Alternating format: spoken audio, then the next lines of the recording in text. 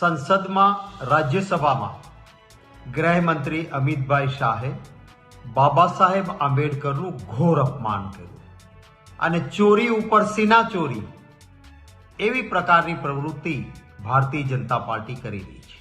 જ્યારે અમિતભાઈ રાજ્યસભામાં બોલતા હતા ત્યારે વારંવાર બાબા સાહેબ આંબેડકરને સમગ્ર દેશમાં કોઈ પણ વ્યક્તિ માનથી બોલાવે એમના માટે આંબેડકર આંબેડકર આંબેડકર આવા શબ્દો વાપરતા હતા.